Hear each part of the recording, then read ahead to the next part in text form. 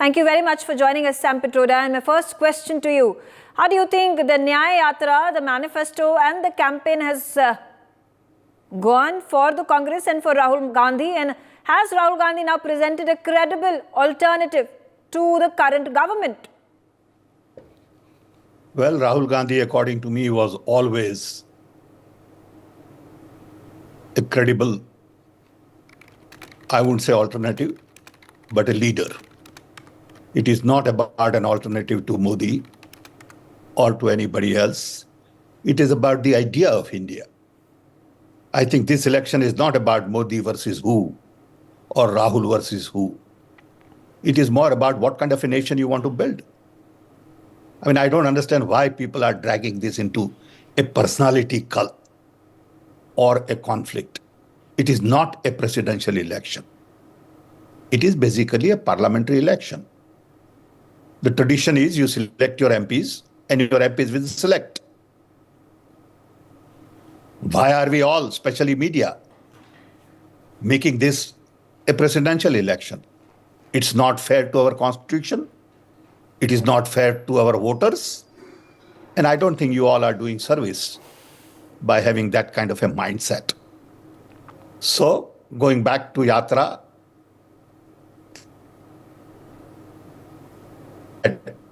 huge impact, both Yatras, and manifesto is for you to judge.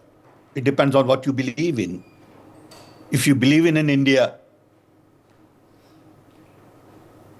that is democratic, that is rooted in justice, liberty, freedom, equality, then the manifesto makes sense. If you don't believe in all of these things, to you, manifesto will not make sense. If you believe in, more tax breaks to rich, if you believe in creating more billionaires and keeping everybody else poor, this manifesto will not make sense.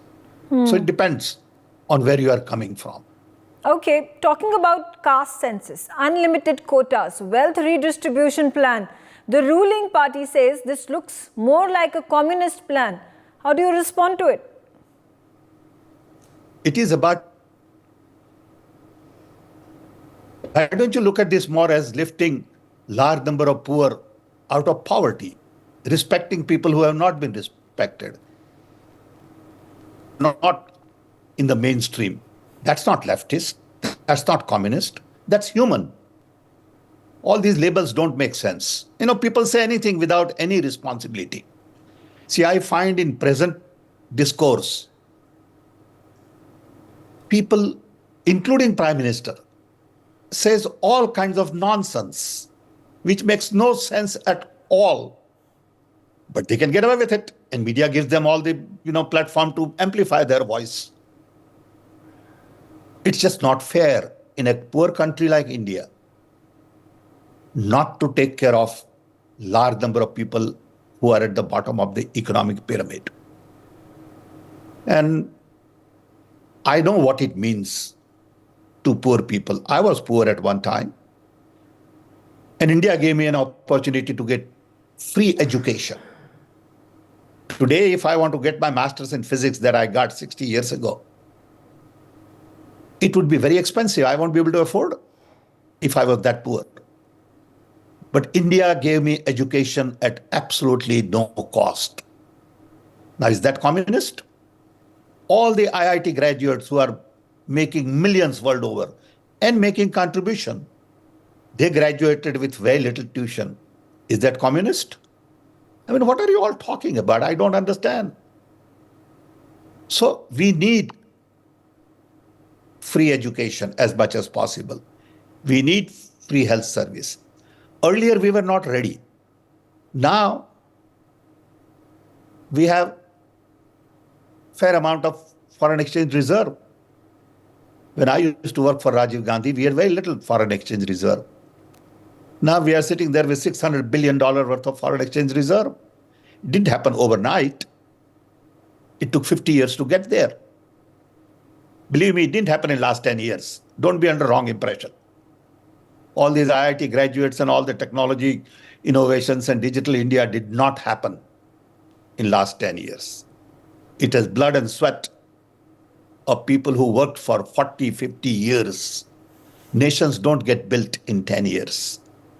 Nations get built in several decades. So it's, you have to look at a larger picture. But I'm so concerned with the present discourse. And I see on and off conversation like this on television. It's all tutu meme. It's all by people who have no depth, who have never done anything in their life. And they are making judgment on all kinds of people. In addition, you have a prime minister who wants to take credit for everything. Space shuttle, it is prime minister's work. Digital India, it is prime minister's work. Payment, it is prime minister's work. Shame that you are quick to take that much credit for the work that people of India have done. I'm puzzled. Okay, why these things go on unnoticed? Okay. Now, according to you, does Rahul Gandhi have what it takes to be the Prime Minister of the country? Nobody has what it takes to be Prime Minister. You become Prime Minister and you grow in a job.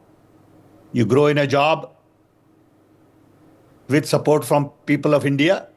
You go in a job with support from scientists, engineers, politicians, bureaucrats, friends, family. When Rajiv Gandhi became Prime Minister, was he fit for a job? He was thrown into a situation. When Lal Bahadur Shastri became Prime Minister, was he fit for a job? You have to ask that question. People first need to have good character, good education, good understanding of the situation. You don't need to be a good orator. Believe me, it is not about debating society. It is about character. It's about values. It's about what you believe in. It's about compassion, empathy. Today, people think it is about debating society. You lie, you debate, you prove somebody wrong on the stage and everybody claps and says, oh, what a great leader. Shame. And this is going on world over. It's not just in India. That's why authoritarian regimes have become more visible world over. Because there is no substance. Leadership is all about character, values, wisdom. Leadership is not about scoring debating points. Where is the line between criticizing the government and criticizing the country? Oh, there's a big difference. There's a big difference. A country like India cannot be criticized by anybody. It has been around for thousands of years. It has history, heritage, unique in its own way. It has the diversity, resources. So no one can criticize India. It is just too big an idea. Okay, because if you criticize here, it looks very different from somewhere else. India is the country where you have deserts on your west, lush green jungles on your east. You have mountains in the north, and you have hot tropical climate in the south. So forget about criticizing India. Now it comes to criticizing government. Of course you can criticize government. That's your job sometimes if you're in opposition in a democracy. But criticizing government should not be taken as an enemy of the government. You should have a big heart, saying it's okay for you to criticize government. It's okay for you to have a conversation on a policy. And we listen to you. We may not agree with you. That's perfectly acceptable. But don't take it personally. All right. Now, would you like to see Priyanka Gandhi Vadra or Robert Vadra contesting the elections? That is their option. I have nothing to do with it. Priyanka has to decide her own, issue. Who am I to advise her? People don't just take individual advice. They have to decide their own situation. It's a very personal decision. Has the India alliance worked out as desired? All alliances have contradictions. All alliances require, in a democratic system, negotiations. You cannot compare alliances with an authoritarian regime. So if there is a little bit of crack in the alliance, TV media jumps it and say, oh, look at this alliance, they are fighting. Of course they're supposed to fight. That's what alliance is all about. That's what democracy is all about. You can't expect alliance to be dictatorial. By definition, alliance is more democratic, more accommodating, open to negotiations, conflict resolution. And by definition, dictatorial says, I'm the one guy and I'm going to decide for everybody and that's it. So there is no noise. And if you have noise, I'll throw you out. All right. Thank you, Mr. Sam Pitroda, for talking to us and sharing your views. For more such videos, subscribe to the NewsX YouTube channel, hit the bell icon.